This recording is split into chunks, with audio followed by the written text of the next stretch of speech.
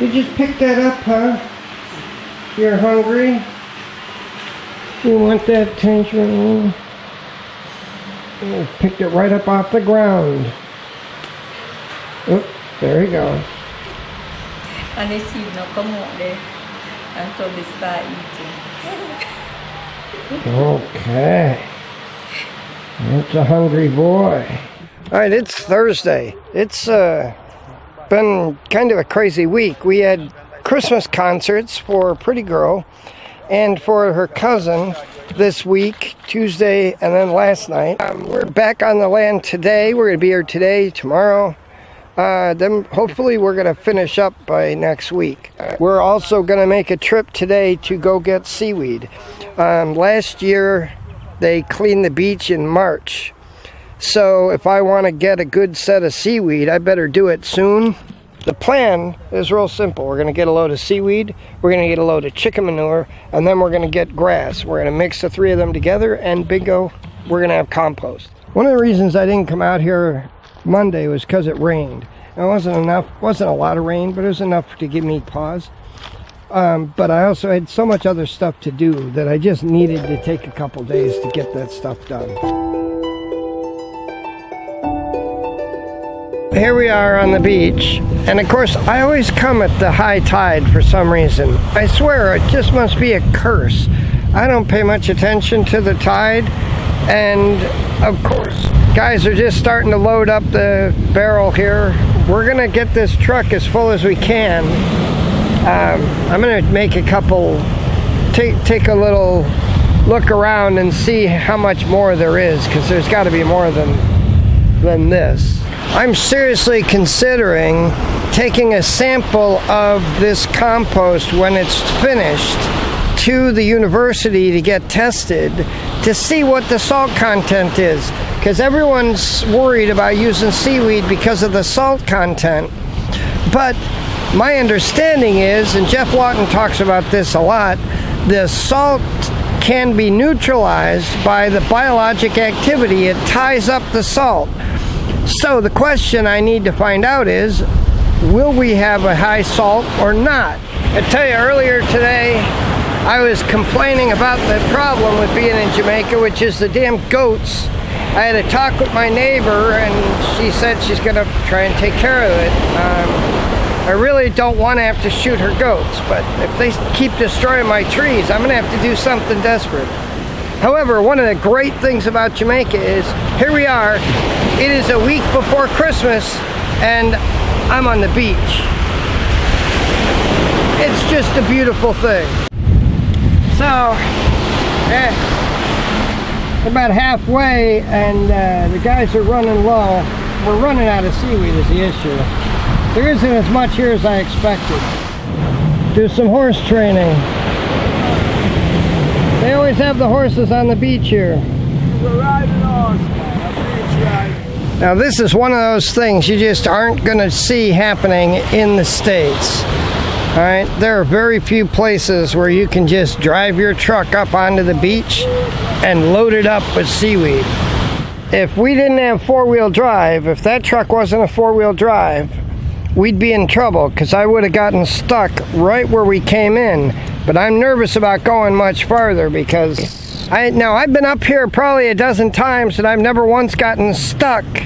We've always been able to get out, but I'm still awfully nervous, that's all. I don't like it. Alright, unfortunately we are out of time. I have to pick Pretty Girl up from school, like right now, and we still have room to put more seaweed. The guys are just filling up the barrel one last time, and then we're going to have to get out of here, unfortunately. So we're back at the house. I had to take the shy one to do some shopping. We need to get a few things. So we're going to unload this stuff, but I got back out to the land. Yeah. Alright guys, well we did finish with the shopping with the shy one. Now, there we go. Alright, there we go. Alright, finished shopping with the shy one. Now we're headed back out to the land. It's later than I had hoped. We might be able to get a tree or two in the ground, and we'll see what happens. All right, back on the land. Guys have been working here. We got this one big old beast of a tree down, but what a mess. They knocked this thing down here. It's gonna be, now I understand why. It's just gonna be interesting cleaning this thing up, because this is gonna take, this is not your normal straight stem tree. It's gonna take some effort to get this thing cleaned up. Now they took down this tree and they've been working on cleaning it up. In fact, you see the stump is here. There's an awful lot of stuff in the canal here. This is going to be an issue. And now they're over here chipping this stuff up. So it's a good sign. We need the chips. I've been a little frustrated with what I see that was planted recently. I'm going to move into where it's been planted a little longer and see what we've got there. I'm hoping that the stuff that's been in the ground a little longer is holding up better. This is a good sign. That right there is a moringa. And in fact, right over here next to this cedar tree, we've got more moringa. There's some moringa there, and some moringa there. That's a good sign. We're getting the moringas up. There's another moringa right there. Good. This is part of the plan. At least something's coming, right? Now this blue maho is, well, it looked a little rough, but we've got a lot of new growth. There's a lot of new growth. This tip snapped off, but we've got new ones coming in its place. We've got new leaves coming down lower.